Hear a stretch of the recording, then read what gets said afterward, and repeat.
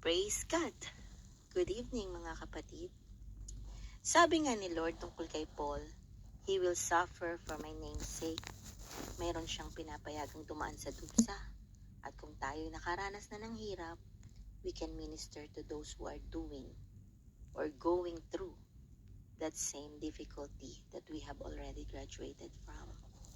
Lahat ng hirap na dinanas natin, dapat maging dahilan para maging kakampi ng mga naghihirap sa kasalukuyan. Lalo kang magiging maunawain, mahabagin, mapagmahal, mapag-aruga kung naranasan mo na yung mga ganong hirap. Let our experiences makes us better, not bitter.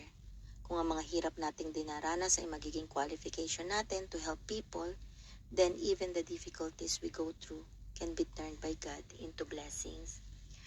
Merong verse sa Bible na sinasabi, and now that Jesus has suffered and was tempted, He can help anyone else who is tempted.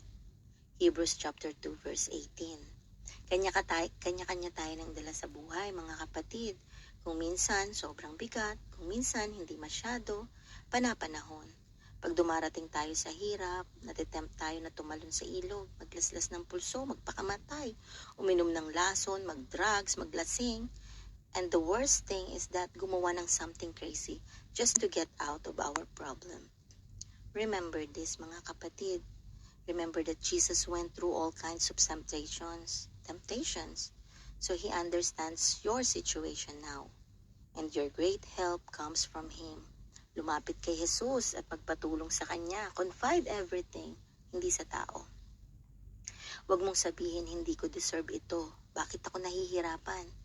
Jesus never deserves Gethsemane, but He went through it. At bilang mga anak ng Panginoon, dadaan tayo kung saan dumaan si Jesus para makarating tayo sa Kanyang pinuntahan. Hindi natin kayang tumbasan ang hirap na dinanas niya, pero kahit man lang kamukha nun, dadanasin natin. Then we become instruments of God's goodness to others. Amen? Walang exempted sa mundong ito, mga kapatid. Kaya naman, lahat ng hirap na dinanas natin dapat maging dahilan para maging kakampi ng mga naghihirap sa kasalukuyan. Lalo kang maging maunawain. Sabi ko nga kanina, maging mahabagin, mapagmahal, mapag-aruga. Kung naranasan mo na yung mga ganong hirap, huwag na nating ipadana sa iba. Let our experiences makes us better and not bitter. Kung ang mga hirap nating dinaranas ay magiging qualification natin to help people, then even the difficulties we go through can be turned by God into blessings. God bless us all, mga kapatid.